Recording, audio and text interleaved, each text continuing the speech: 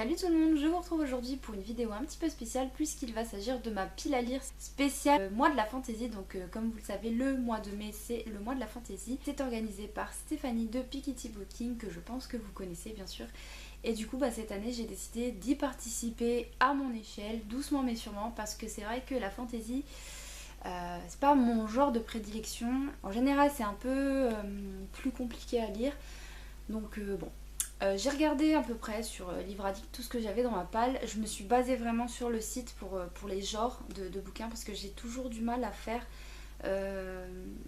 la différence entre fantastique et fantasy. J'ai toujours un peu du mal.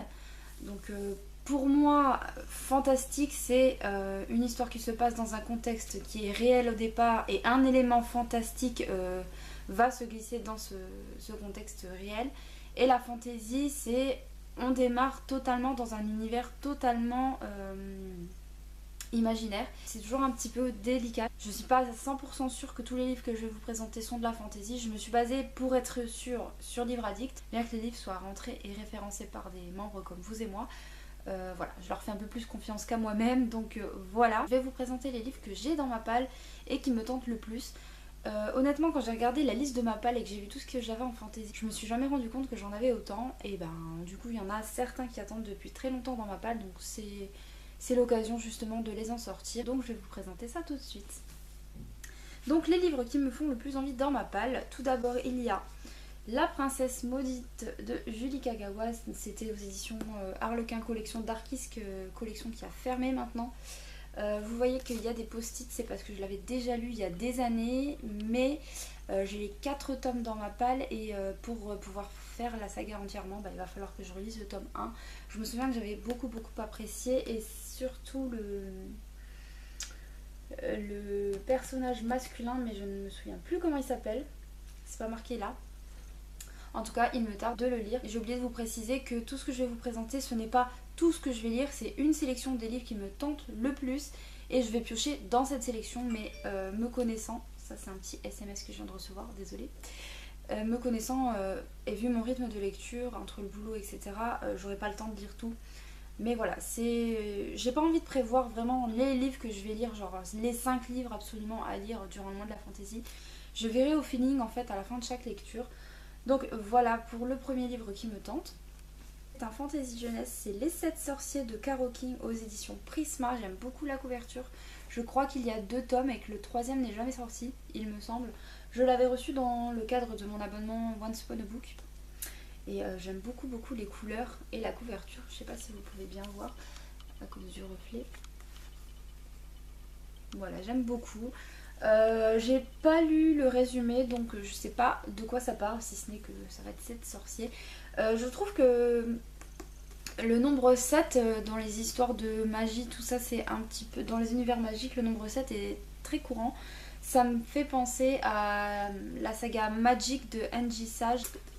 Donc voilà, Les 7 sorciers de Caro King. Ensuite, je ne savais pas du tout que c'était de la fantaisie, en fait, j'avais jamais pensé. Pour moi, c'est...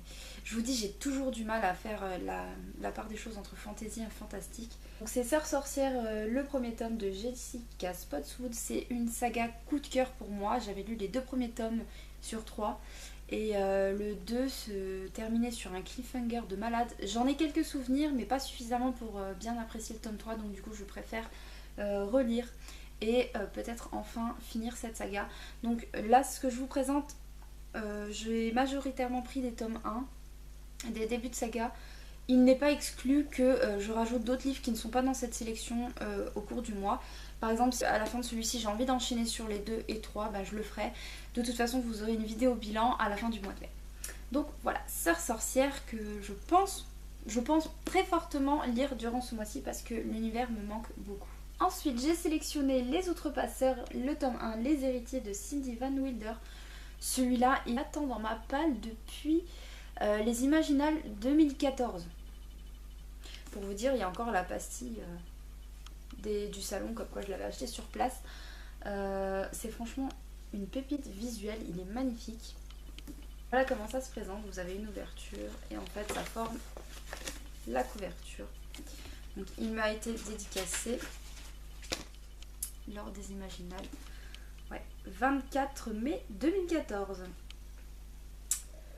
Et ben ça date tout ça, donc j'ai vraiment envie de le lire.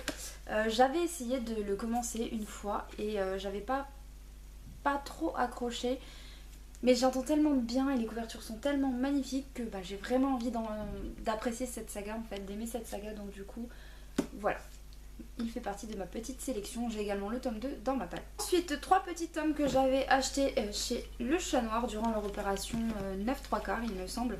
Donc c'est la saga de Ophélie Bruno, Mort sur la baie. Donc là c'est le tome 3. J'ai le tome 2 et le tome 1 dans ma palle. Donc je vous les présente tous les 3 parce que c'est vraiment des tout petits livres qui sont écrits assez gros. Je crois qu'il y a un tome 4 qui est paru ou va paraître. Je crois qu'il est paru. Voilà, c'est 3 petits livres. Je vous présente les 3 parce que vraiment ils sont tout petits. Ils font chacun à peu près 127 pages. Donc c'est vraiment très petit, très court. Et puis c'est écrit assez gros dedans. Donc je pense que si j'ai du temps, je caserai ces 3 livres là comme ça. Ça videra un petit peu ma palle. Ensuite, j'ai choisi dans ma sélection Le Prix de la Magie, le tome 1 de Kathleen Duet, donc c'est l'épreuve. Voilà, j'adore cette couverture, c'est Chloé qui me l'avait offert pour mon anniversaire l'année dernière, donc du coup j'ai très hâte de le découvrir. C'est écrit assez gros, ça va, et il fait 347 pages. Et le dernier livre de ma sélection, c'est Les Fiancés de l'hiver de Christelle Dabous, le tome 1, La Passe Miroir. Donc ça par contre c'est un maxi pavé, bon c'est écrit gros, et c'est un maxi pavé. Pareil, j'avais essayé de le lire déjà, j'avais beaucoup accroché, mais je m'étais arrêtée à quelques chapitres vraiment du début. Hein. J'ai dû lire 4 ou 5 chapitres parce que je sais plus, je suis tombée dans une panne de lecture je crois et je l'ai jamais repris, je sais pas pourquoi. Donc voilà, il est temps de le sortir. J'ai également le tome 2 dans ma palle, mais ça ferait beaucoup pour un mois compte tenu de mon rythme habituel de lecture. Je veux pas voir trop gros, donc voilà.